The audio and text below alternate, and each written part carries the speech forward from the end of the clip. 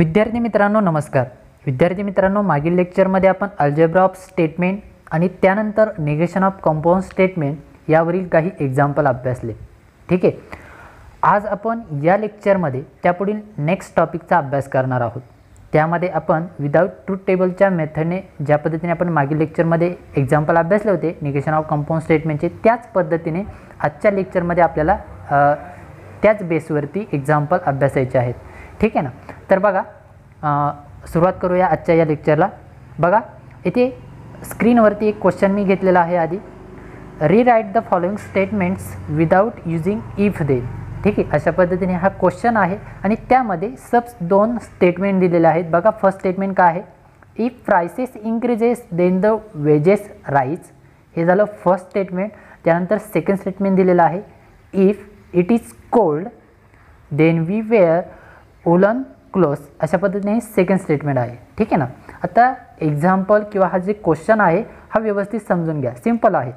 काय सांगितलेलं आहे, रीराइट म्हणजे पुन्हा लिहा the following statement without using if then. ठीक आहे ना, म्हणजे या स्टेटमेंटमधील इफ देन काढून म्हणजे वेगळा करून हे स्टेटमेंटचा मीनिंग चेंज न होता पुन्हा एक नवीन स्टेटमेंट फॉर्म करा, तयार करा। ठीक आहे, अशा पद्धतीने त्यांनी हा क्वेश्चन विचारलेला आहे। सेकंडमध्ये देखील आपल्याला तेच करायचं आहे। बघा, इथे सेंटेन्समध्ये इफ आहे आणि इथे देन आहे। ठीक आहे ना। नेक्स्ट सेंटेन्समध्ये देखील त्याच पद्धतीने आहे, इथे इफ आहे आणि इथे देन आहे। ठीक आहे, मग जर सेंटेन्समध्ये इफ देनची रचना असेल तर ते स्टेटमेंटमध्ये कोणती लॉजिकल कनेक्टिव्हिटीज यूज होत असते किंवा ते स्टेटमेंट आहे ते कोणत्या फॉर्ममध्ये असणार आहे, तर सिंपल आहे, ते कंडिशनलमध्ये असणार आहे। ठीक आहे ना। कंडिशनल स्टेटमेंट किंवा त्यालाच आपण एम्प्लिफिकेशन हा देखील वर्ड वापरला होता। ठीक आहे ना। म्हणजे हे दोन्ही जे स्टेटमेंट आहेत त्यामध्ये इफ देनची रचना आहे, त्यामुळे ते दोन्ही स्टेटमेंट आहेत ते कशाचे असणार आहेत, तर इम्प्लिफिकेशनचे किंवा कंडिशनलचे। ठीक आहे ना, कारण इफ आणि देनची रचना आहे म्हणून। ठीक आहे, आता आपल्याला या सेंटेन्समधून इफ आणि हा जो देन आहे तो काढून टाकायचा आहे आणि त्याऐवजी एक म्हणजे हा इफ आणि देन यूज न करता आपल्याला या स्टेटमेंटचा मीनिंग देखील चेंज नाही झाला पाहिजे असं एक नवीन सेंटेन्स तयार करायचं आहे।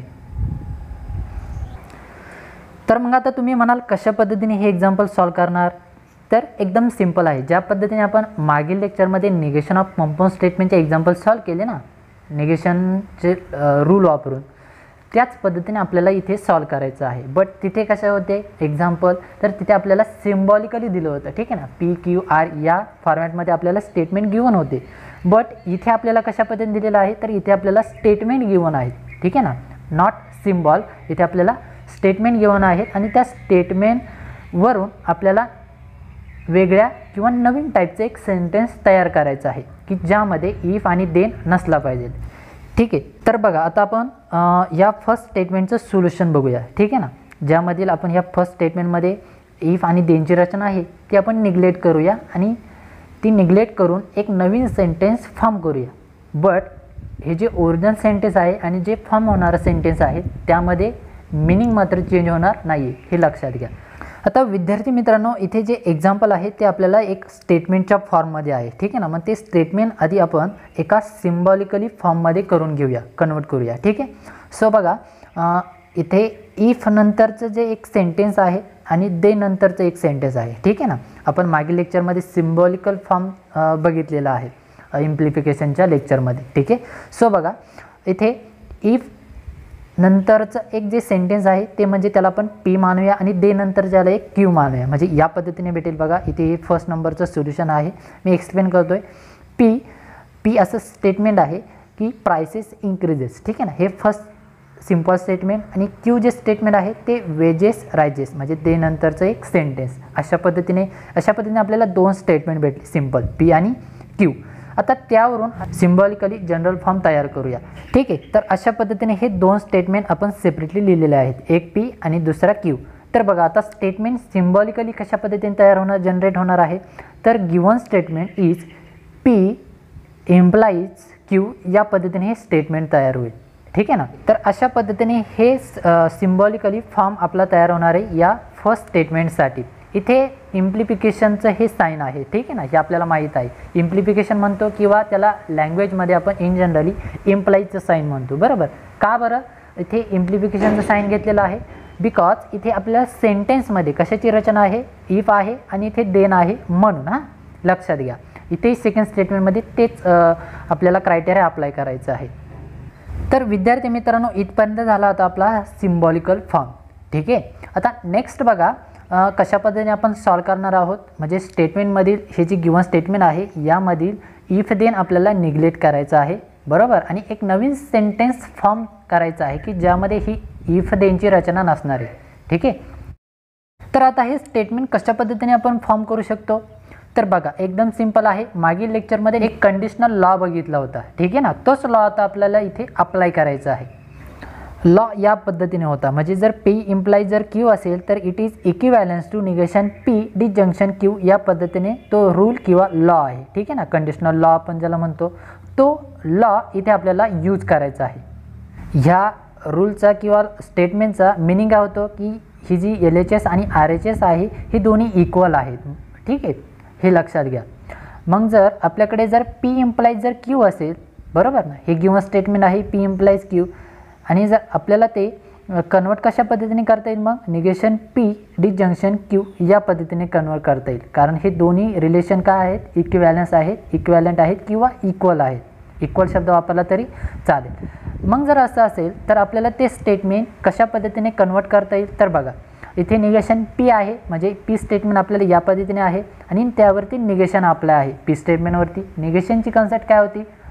तर सेंटेन्समध्ये जर नॉट असेल तर ते काढून टाकायचं. बरोबर, आणि जर नसेल तर त्यामध्ये नॉट अप्लाय करायचं. म्हणजे होकारार्थी असेल तर नकारार्थी करायचं, नकारार्थी असेल तर होकारार्थी करायचं. बरोबर, बट इथे जे पी स्टेटमेंट आहे आपलं गिवन, ती कसं आहे? होकारार्थी आहे. Prices increases. बरोबर, हे पी स्टेटमेंट आहे. मग त्याचं जर निगेशन घेतलं तर काय होईल? प्राइसेस इन्क्रीजेस असेल तर प्राइसेस डू नॉट इन्क्रीजेस. बरोबर, त्याचं निगेशन होईल पी स्टेटमेंटचं. आणि त्यानंतर इथे काय आहे? डिसजंक्शन स्टेटमेंटमध्ये कोणती लॉजिकल कनेक्टिव्हिटीज असते किंवा कोणता वर्ड असतो? तर डिसजंक्शनमध्ये ऑर ही कनेक्टिव्हिटीज असते. ठीक आहे ना, as a word or he connectivities असते. आणि त्यानंतर काय आहे? डिसजंक्शन क्यू आहे, म्हणजे क्यू स्टेटमेंट घ्यायचं आहे. आता इथे निगेशन अप्लाय नाही आहे, एक प्लेन क्यू स्टेटमेंट आहे, म्हणून आपल्याला डायरेक्टली हे स्टेटमेंट लिहिता येईल. म्हणजेच आपलं स्टेटमेंट कशा पद्धतीने फॉर्म होईल? तर बघा, the given statement can be written as prices do not increases.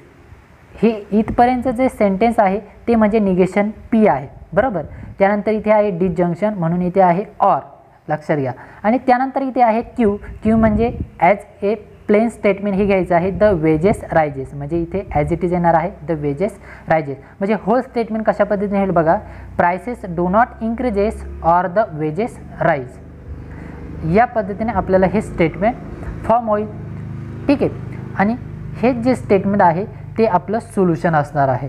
बघा की ज्या स्टेटमेंटमध्ये हा वर्ड नसणार आहे किंवा ही रचना नसणार आहे इफ आणि देनची आहे का? बघा, price do not increases or the wedges rises, म्हणजे या पूर्ण स्टेटमेंटमध्ये होल स्टेटमेंटमध्ये इफ आणि देनची रचना निग्लेक्ट झालेली आहे.